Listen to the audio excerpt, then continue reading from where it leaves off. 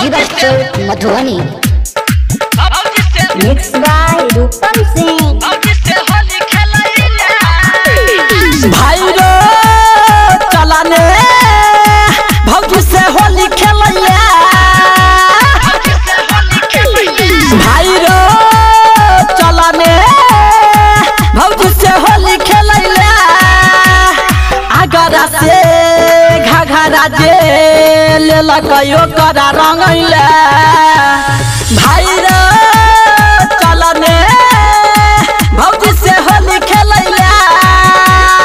भाई रो चलाने भौजी से होली खेलैला। आगरा से घाघरा जे लेलकयो करा रंगैला। भाई रो चलाने भौजी से होली खेलैला।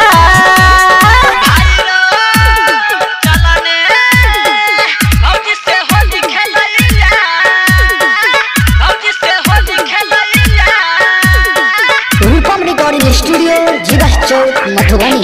म्यूजिक डायरेक्टर डीजे मुन्ना राज।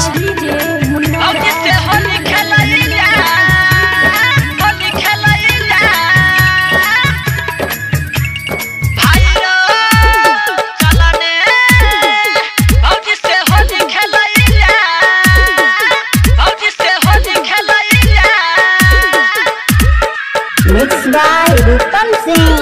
भैया ने बुरा मानते किया कि छै होली के दिन।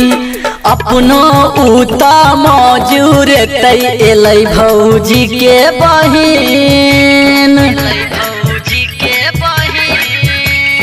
भैया ने बुरा मानते किया कि छै होली के दिन। अपनो उत मौजूर एलै भौजी के बहिन। लगय वीर ओकर गहीर ढोरही के हे रंगैला। भाई रो चलाने भौजी से रंग खेलैला। भाई रो चलाने भौजी से होली खेलैला। आगरा से घाघरा जे लेलकयो करा रंगैला। भाई रो चलाने भौजी से होली खेलैला।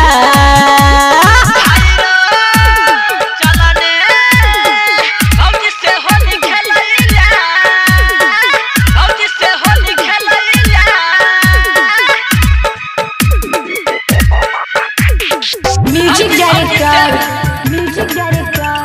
डीजे मुन्ना राज।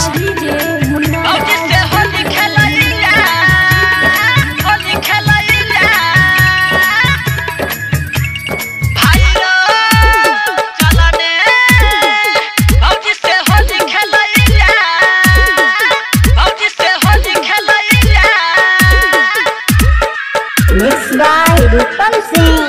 राइटर अंचल संग में एलै खेलैला मुन्ना राज। गाल के मिसबै करबै ठिठोली लगतै नहीं हो लाज। राइटर अंचल साथ में एलै खेलैला मुन्ना राज। गाल के मिसबै करबै ठिठोली करतै नहीं लाज। कहे रूपम पिक भरदाम गाजा भांग डोलैला। भाई रो चलाने भौजी से रंग खेलैला।